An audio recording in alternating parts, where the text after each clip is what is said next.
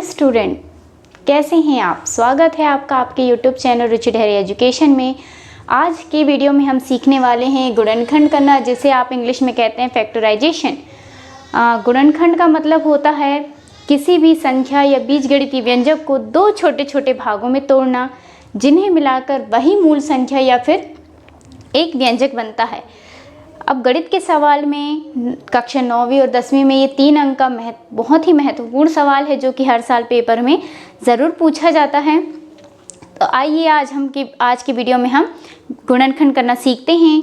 आज के 3 सवाल हैं x का वर्ग धन 7x धन 10, दूसरा सवाल है x का वर्ग ऋण 5x धन 6, तीसरा सवाल है 2x का वर्ग धन 7x धन 3। सब शुरुआत करते हैं पहले क्वेश्चन से। अब इसमें भी गुणनखंड करने में सबसे पहले आपको देखनी पड़ती है आखिरी की संख्या। आखिरी की संख्या का गुणांक सबसे पहले वाली संख्या में किया जाता है। यहाँ पर एक्स स्क्वायर के साथ कुछ नहीं है, मतलब यहाँ पर क्या है, 1 है। 10 का गुणा 1 में होगा तो क्या आएगा, 10 आएगा।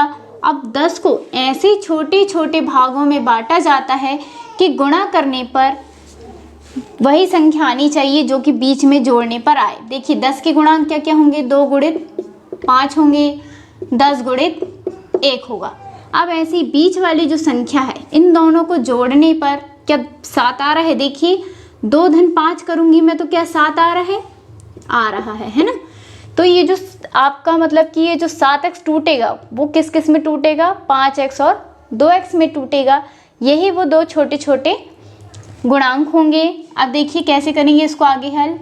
अब मैं इसको क्या लिखूंगी, एक्स स्क्वायर धन 5x प्लस 2x प्लस 10। आपको ये लाइन समझ में आ गई होगी कहाँ से आई है। यहाँ पर मैंने 10 के गुणांक लिखी हूँ। देखिए 5 का गुणा 2 में करने पर 5 दूनी 10 भी हो रहा है, और 5 में 2 जोड़ने पर क्या आ रहा है, अपना 7 आ रहा है ना। अब ये वाली लाइन को फिर से वैसे का वैसे ही लिखते हैं नीचे, एक्स स्क्वायर धन 5x धन 2x धन 10। अब इनको 2 के खंड में बांट दीजिए, 2 कोष्टक में अलग अलग ले लीजिए, बीच का चिन्ह छोड़कर, है ना। अब यहाँ पर देखिए ये वाली लाइन में यहाँ पर भी x है, यहाँ पर भी x है। एक x मैं बाहर ले लूँ, अंदर क्या बचेगा, यहाँ पर एक्स स्क्वायर था, मतलब कि कितने x हैं, 2x हैं। एक x मैंने बाहर ले ली, अंदर क्या बचा, एक x बचा धन। यहाँ से x मैंने पहले ही बाहर ले ली थी, यहाँ पर क्या बचा, 5 बचा है। बीच में धन का चिन्ह है, मैं धन का चिन्ह लगाऊंगी। अब यहाँ पर देखिए यहाँ पर x है, यहाँ पर x नहीं है, मैं x को बाहर नहीं ले सकती। यहाँ पर 2 है और यहाँ पर 10, ये 2 के पहाड़े में जाता है, इसलिए मैं 2 बाहर ले रही हूँ। अंदर क्या बचेगा, x धन। अब 2 के पहाड़े में 10 कितनी बार जाता है, 5 बार जाता है। तो यहाँ पर इसकी देखिए यहाँ पर भी x धन 5 आ गया, यहाँ पर भी x धन 5 आ गया। तो अपना पहला गुणनखंड क्या निकल गया, x धन 5 निकल चुका है। अब दूसरा गुणनखंड क्या है, जो बचा शेष x धन 2, जो बचा हुआ जो शेष है वो दूसरे कोष्टक में लिख दिए हमने। ये आपका क्या निकल गया, दूसरा गुणनखंड निकल चुका है। ये हो गया आपका आंसर। अगर आप इन दोनों का गुणा करोगे तो आपको यही डिजिट मिलेगी। अपन ने इनको तोड़कर छोटे छोटे भागों में इनको बांट दिए हैं, है ना। तो ये आपका आंसर हो गया है। ऐसे ही अब दूसरे सवाल को हल करते हैं। दूसरा सवाल है आपका x square minus 5x plus 6। अब इसको सॉल्व कर रहे हैं, देखिए कैसे सॉल्व करेंगे। अब इसको देखिए लास्ट में क्या लिखा है, 6। एक्स स्क्वायर का गुणांक क्या है, यहाँ पर कुछ नहीं, मतलब 1। 6 का गुणा काय में होगा, 1 में होगा, 6 एकम 6। अब बीच वाली संख्या को ऐसा तोड़ना है कि जोड़ने घटाने पे वही संख्या आनी चाहिए जो बीच में दी हुई है। 6 के गुणांक क्या क्या होंगे, देखिए 3 का गुणा 2 में करूँगी, 3 दूनी 6 होता है, और 6 एकम 6 होता है। बाकी और कोई गुणांक नहीं निकल रहे हैं। अब देखिए 3 और 2 को जोड़ूंगी मैं तो 5 हो रहा है, क्या हो रहा है ना। मतलब कि इसके 2 छोटी छोटी गुणांक क्या होंगे, 3 और 2 होंगे। तो यहाँ पर इसको कैसे लिखूंगी मैं, x का वर्ग ऋण 3x ऋण 2x धन 6। अब आप कहेंगे कि यहाँ पर जब आप यहाँ पर जोड़ने के लिए कह रही हैं तो यहाँ पर माइनस का चिन्ह क्यों आया। यहाँ पर माइनस का चिन्ह इसलिए आया है क्योंकि देखिए प्रश्न में आपका ऋण दिया हुआ है और दोनों ऋण की रहेंगी तभी तो संख्या जोड़कर क्या होगी, 5x होगी। तो तो अगली स्टेप में मैं इसको वैसे का वैसे ही लिख रही हूँ। अब इसको क्या करूँगी, मैं दो दो के खंड में अलग अलग कर दूँगी। देखिए दो दो के रूप में मैंने इनको अलग अलग बांट दी हूँ। अब यहाँ पर बताइए आप कि यहाँ पर भी एक्स स्क्वायर दिया, यहाँ पर भी एक्स दिया है, तो मैं अंदर बाहर क्या निकाल लूँगी, एक एक्स निकाल लूँगी। अंदर क्या बचेगा, यहाँ पर दो एक्स थे, एक एक्स बाहर ले ली, यहाँ पर बचा अंदर एक एक्स, ऋण है ऋण लगाए, यहाँ पर एक एक्स बाहर ले ली थी मैंने, तो अंदर क्या बचा, सिर्फ 3 बचा है। बीच में ऋण का चिन्ह है, ऋण का चिन्ह लगाई मैंने। अब देखिए 2 और 6, 2 के पहाड़े में जाते हैं, मैं यहाँ से 2 बाहर ले लूँ, अंदर क्या बचेगा, एक्स ऋण 2 के पहाड़े में 6 कितनी बार जाता है, 3 बार। अब आप कहेंगे कि फिर यहाँ पर मैंने धन क्यों नहीं ली, यहाँ पर बीच में धन था इसलिए नहीं ली क्योंकि ऋण और ऋण का गुणा करने पर क्या होगा, धन होगा, इसलिए यहाँ पर बीच में काय का चिन्ह आएगा, ऋण का चिन्ह आएगा।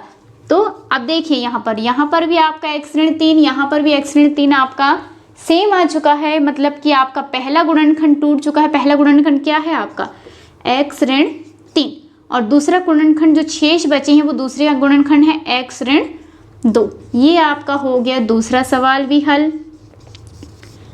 आपको ये सवाल समझ में आ रहे होंगे। आपका दूसरा आंसर भी कंप्लीट हो चुका है, आपको दूसरा सवाल भी समझ में आ चुका होगा। आप इन दोनों का गुणा करेंगे तो आपको फिर से यही संख्या प्राप्त होगी, क्योंकि अपन गुणनखंड कर रहे हैं। गुणनखंड में पूरे समीकरण को तोड़कर छोटे रूप में किया जाता है। अगर आप इनको गुणा करके देखेंगे तो आपको फिर से वही डिजिट आपको वापस से मिल जाएगी। अब अपन करते हैं अपना लास्ट सवाल। तीसरा सवाल है 2x का वर्ग प्लस 7x प्लस 3। अब देखिए यहाँ पे अब लास्ट सवाल, यहाँ पर गुणांक इसका 2 है, 1 नहीं है। 3 का गुणा 2 में करेंगे क्या आएगा, 3 दूनी 6। अब 6 को आप ऐसे तोड़ो कि बीच में 7 भी आना चाहिए जोड़ने घटाने पे। 6 के गुणांक का भी देखिए क्या होता है, 3 दूनी 6 और 6 एकम 6। 3 और 2 को जोड़ रहे हैं तो 7 आ रहा है क्या, नहीं आ रहा है, मतलब कि ये नहीं आएगा। 6 और 1 जोड़ रहे हैं तो 7 आ रहा है क्या, हाँ। तो आपका दूसरा गुणांक, 2 गुणांक क्या हो जाएंगे, 6 और 1 हो जाएंगे।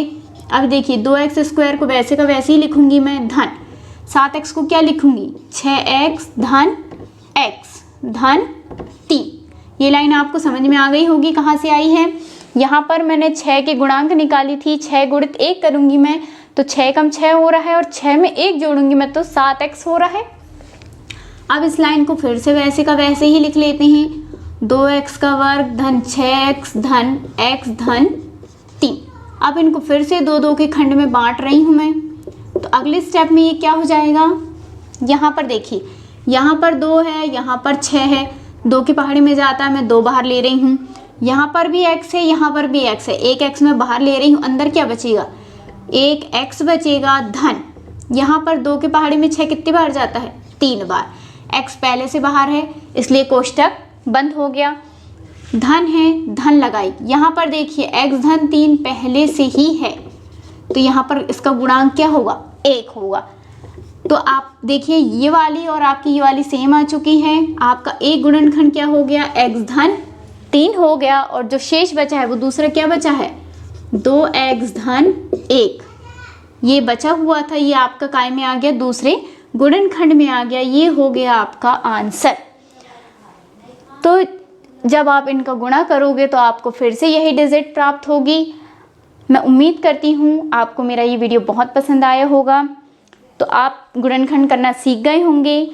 गुणनखंड के सवाल ऐसे ही और देखने के लिए हमारे चैनल को सब्सक्राइब ज़रूर करें और लाइक शेयर ज़रूर करें, और कमेंट्स में मुझे ज़रूर बताइएगा कि आपको गुणनखंड के सवाल समझ में आए या नहीं आए। और आगे भी आपको ऐसे ही सवाल चाहिए तो प्लीज़ हमारे चैनल को ज़रूर सब्सक्राइब करिएगा। Thank you.